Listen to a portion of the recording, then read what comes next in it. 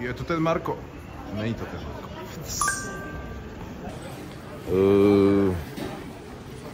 Frankfurt.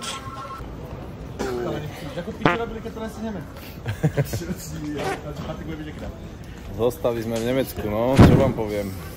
Ale nevadí, Frankfurt. Vadí, jasné, že to vadí. Určite to vadí. Nevadí. Ale to stále dobrá možnosť.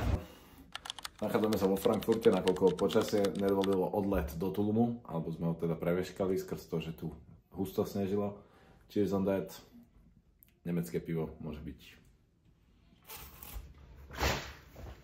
Čaute, no tak sa presúvame momentálne na hotel číslo 2. Iba kvôli tomu, že nám zase presunul jeden let, takže dúfam, že sa všetko podarí. Dúfam, že to bude v pohode.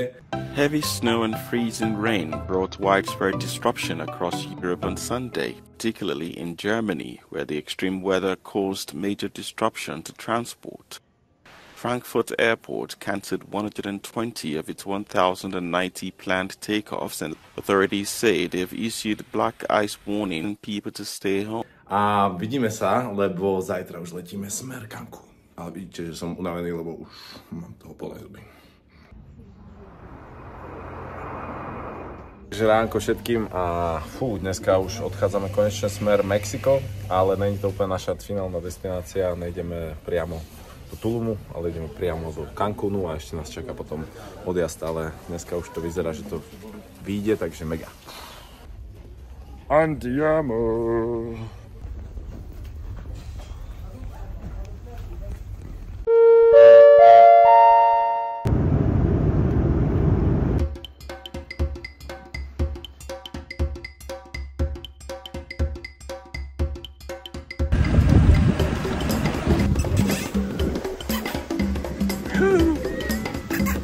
Dosť v pohode miesto, není tu ani veľa ľudí, ale plánujeme sa presúvať potom zase smer downtown, ale downtown smer plážový downtown, takže som zvedavý, lebo teraz sme trošku obďaleč, ale let's make a tour!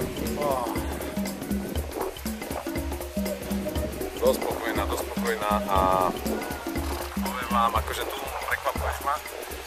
Rád, že dneska tu môžeme byť a tie pláže sú normálne dokonalé, spravím nás z toho taký krátky shortcut, takže tak. Let's go.